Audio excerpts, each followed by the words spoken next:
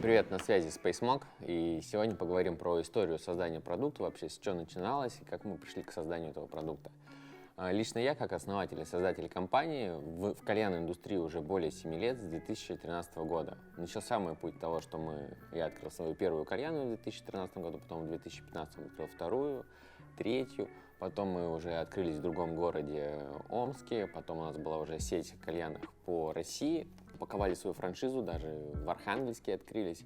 И уже за эти 4 года, пока были в кальянной индустрии, собственно, приобрели огромный опыт, как и кальянщиком работать, так и владельцем заведения, так и владельцем сети. Собственно, выигрывали тоже, в свою очередь, различные битвы кальянщиков. И, собственно, пришли, что нужно создать свой продукт. И как его создать, мы, конечно, проанализировали все 29 тысяч чеков за последние 4 года работы заведения, выяснили, что 60% курит легкий кальян, 30% курит средней крепости и 10% курит крепкий кальян. Собственно, вот 60% аудитории, которые курят легкий кальян, что они хотят? Они хотят вкусненький, дыба побольше, чтобы не горчил, чтобы голову не давал и чтобы курился подольше. Собственно, самые главные потребительские качества у кальяна. И мы решили создать продукт, который полностью бы удовлетворял их потребности. И вот после 4 лет деятельности на этой аналитике мы уже, собственно, в 2018 году начали, собственно, разрабатывать продукт. Первые полгода мы разрабатывали стабильную минеральную основу, чтобы она идеально себя удерживала, глицерин, ароматизатор и давала нужный эффект. Потом 6 месяцев мы подбирали ароматизаторы со всего мира, провели более 3000 образцов, чтобы подобрать нужную ароматику, нормальную сделать вкусовую линейку первую. И вот в мае 2019 года мы подали патент на изобретение, это кальянная смесь на минеральной основе и, собственно, товарный знак. Этот патент нам дает право официально называться, что паста SpaceMog — это первая в России и в мире паста для кальяна с никотином. У нас имеем 70 дистрибьюторов от Камчатки до Калининграда, страны СНГ, уже первые поставки в Европу.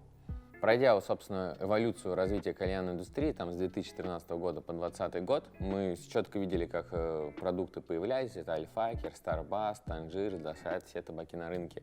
И каждый продукт своего рода был инновацией, новинкой. То есть и также паста, хоть она и уже на рынок вошла, и у нас есть дистрибьюторы по всей России, по странам СНГ, но до сих пор еще кальянный рынок воспринимает это как что-то новое и необычное. Но если, опять же, углубиться в историю за эти 7 лет кальянной индустрии, то есть было очень таких много новинок. То есть, когда до 2013 года все курили на фольге, потом появился Call Out Lotus и изменил в свое время, это тоже была такая же инновация, которую вначале не воспринимали.